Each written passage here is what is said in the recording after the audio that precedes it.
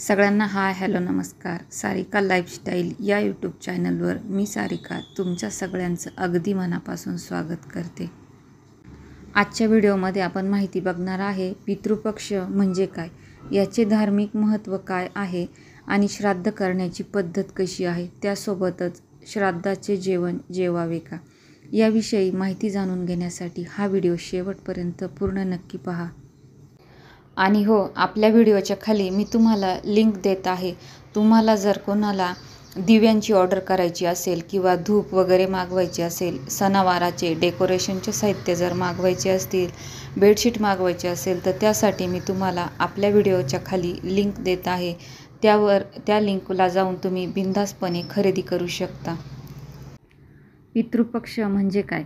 पितृपक्ष, ज्याला श्राद्ध पक्ष असेही म्हणतात, हा हिंदू पंचांगानुसार भाद्रपद महिन्यातील 16 दिवसांचा काळ असतो. या काळात पूर्वजांच्या आत्म्यांना शांती मिळावी म्हणून विविध धार्मिक विधी केले जातात.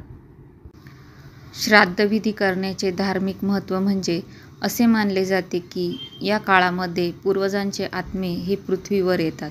श्राद्धविधी केल्याने त्यांना मोक्ष प्राप्त होतो. अन्नदान, तर्पण आणि पिंडदान हे मुख्य विधी यामध्ये असतात. श्राद्ध करण्याची योग्य पद्धत काय आहे ही माहिती आपण बघूया. तर यासाठी मृत्यूची तिथी निवडली जाते. तिथीनुसार श्राद्ध केले जाते. श्राद्धाच्या वेळेला तांदळाचे गोळे केले जातात. म्हणजे तांदूळ म्हणजे आपला भात, त्यासोबतच तीळ आणि पाणी हे एकत्र करून यांचे पिंड बनवले जाते. तसेच ब्राह्मणांना आमंत्रित केले जाते आणि आपण हा विधी स्वतः देखील करू शकतो. मंत्र आणि पितृसूक्ताचे तसेच ब्रह्मशांती सूक्त व नवग्रह स्तोत्र हे सुद्धा पठण केले जाते. हे तुम्हाला कुठे मिळेल तर आपल्या नित्यसेवेचं जे दिंडोरी प्रणीत पुस्तक आहे यामध्ये ही सगळी माहिती दिलेली आहे. श्राद्धाच्या दिवशी आपण पूजेची पवित्र जागा निवडायची आहे आणि दिवा अगरबत्ती लावून सकारात्मक ऊर्जा निर्माण करायची. त्यासोबतच गायी, कावळे आणि गरजू लोकांना अन्न देखील द्यायचे आहे. आपण आता बघणार आहे पूर्वज हे कोणत्या रूपात येतात. पूर्वज हे कावळ्याच्या रूपात येतात. आत्म्याचा संदेशवाहक कावळा आहे तर कावळ्याच्या रूपात पूर्वज येतात. तसेच ब्राह्मण, अन्नदान ग्रह करणारे पूर्वजांचे प्रतिनिधी असतात. स्वप्नामध्ये दर्शन, काहींना पूर्वज स्वप्नात भेटतात.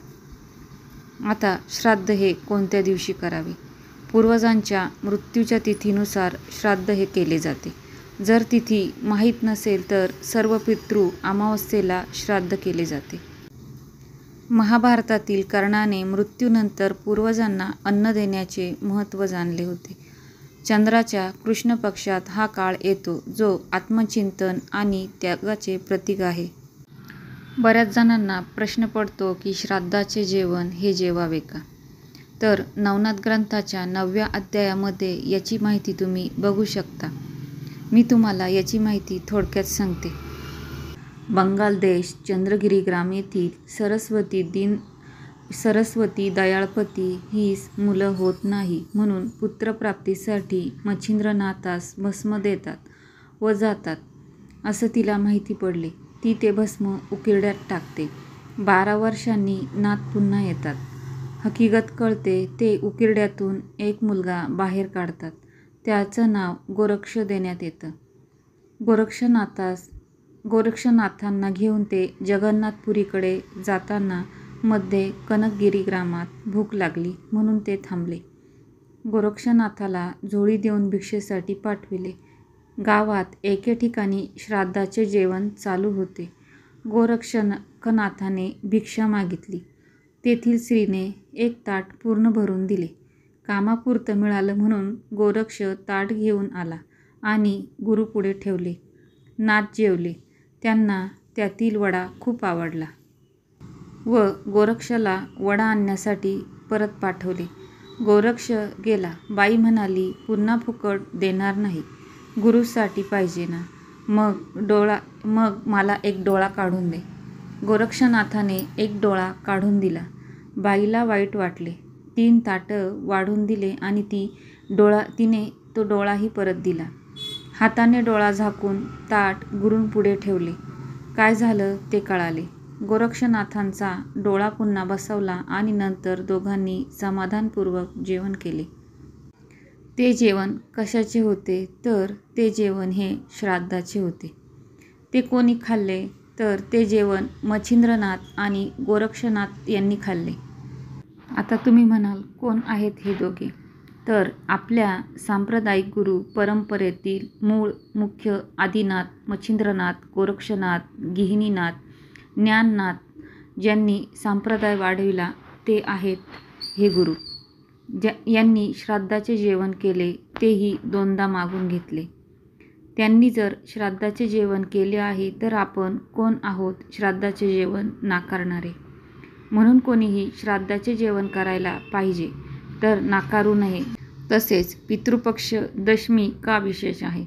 पितृपक्षातील हा दिवस मुख्यतः पितरांच्या स्मरणासाठी व कृतज्ञतेच्या भावनेतून विविध दानधर्म करण्यासाठी राखलेला आहे. या दिवशी पितरांना तृप्त करण्यासाठी श्राद्ध, तर्पण, अन्नदान व वस्त्रदान केल्याने घरामध्ये सुखशांती, वंशवृद्धी आणि आरोग्य लाभते असे ग्रंथात म्हटले आहे. तसेच गरुड पुराणात देखील म्हटले आहे, पितॄंना तर्पण कार्य दशम्या नियतात्मना, दानच विविध कार्य पितृप्रीत्यर्थमेवच हि. अर्थ आहे पितरांचे तर्पण, श्राद्ध व दानधर्म दशमीच्या दिवशी केल्याने पितर संतुष्ट होतात व त्यांचा आशीर्वाद आपल्या कुटुंबांना लाभतो. या दिवशी पितरांसाठी मनोभावाने, प्रेमाने अन्नदान, वस्त्रदान, ब्राह्मण भोजन, गोसेवा यासारखी सेवा केल्यास पितृप्राप्ती व उत्तम पुण्यलाभ मिळतो असे मानले जाते. या दिवशी केलेले पुण्यकर्म आणि दान हे अनेक पटीने वाढते असे पुराणांमध्ये वर्णन आहे. पितृपक्ष एकादशी ही केवळ एक श्राद्धतिथी नाही तर ती कृतज्ञतेची व सात्विकतेची भावना जपणारी आहे. या दिवशी हे विधी केल्याने दिवंगत पितरांच्या आत्म्याला उत्तम गती आणि समाधान मिळते. घरातील सुखशांती, वंशवृद्धी वाढते.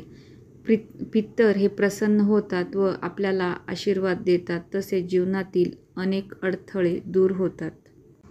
तसेच पितृ संपुष्टीकारक महत्त्व म्हणजे पितरांना मुक्ती मिळवण्यासाठी श्री सुलभ भागवत ग्रंथ पारायण करताना ओम नमो भगवते वासुदेवाय या मंत्राचा जास्तीत जास्त जप करावा.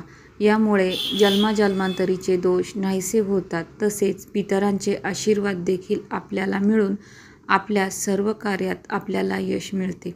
दर महिन्याच्या प्रत्येक एकादशीला संक्षिप्त भागवत हे वाचन करून त्यासोबत आपण पंचमहायज्ञसुद्धा करू शकतो. यामुळे नारायण नाग बली तथा मातृगयासारखे विधी करायची आवश्यकता आपल्याला भासत नाही.